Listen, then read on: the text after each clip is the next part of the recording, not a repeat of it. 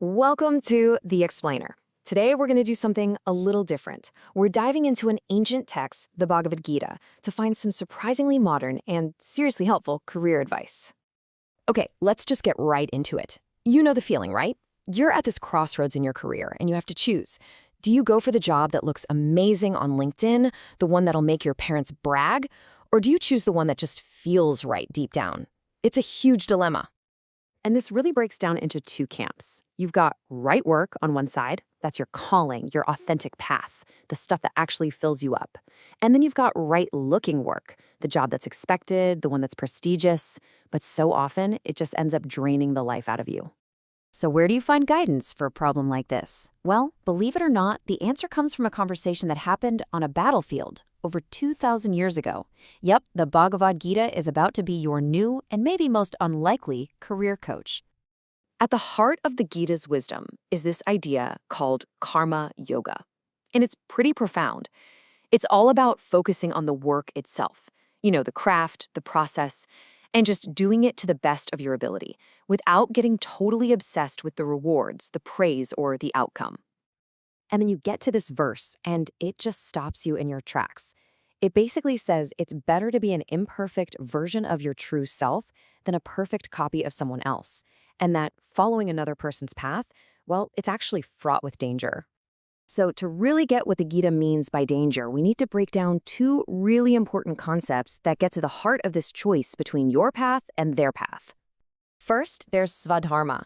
You can think of this as your thing, your unique calling, the work that's just perfectly in sync with who you are and what you're naturally good at. It's about playing your own game. And then on the flip side, you've got Para-dharma. This is when you're trying to play someone else's game. Chasing a career out of envy or because of pressure or just for the status, even when you know deep down it feels totally empty. Okay, so let's talk about that word, danger. What's it really mean here? It's not physical danger. It's something way more insidious. It's the psychological trap, the anxiety, the burnout, and that absolutely terrifying moment when you look up and realize you've spent years of your life climbing the wrong ladder. Okay, that's the theory. But what does choosing your Swadharma actually look like in the real world? Let's look at some stories of people who really lived this. Listen to Steve Jobs here. This is basically Swadharma for the 21st century. He blew up the conventional path to follow that inner voice, starting Apple in a garage. It was anything but a right-looking job at the time, but it was absolutely his path. And check out this story. Dr. Verghese Kurien. On paper, his path was set. Metallurgical engineer. Super prestigious, right? The definition of right-looking work. But his calling? It was something completely different, working in a remote dairy cooperative. And by choosing that path, his Swadharma, he didn't just find a job he liked. He sparked a revolution. He empowered millions of people. That's the kind of massive impact that only happens when you're on the right path for you.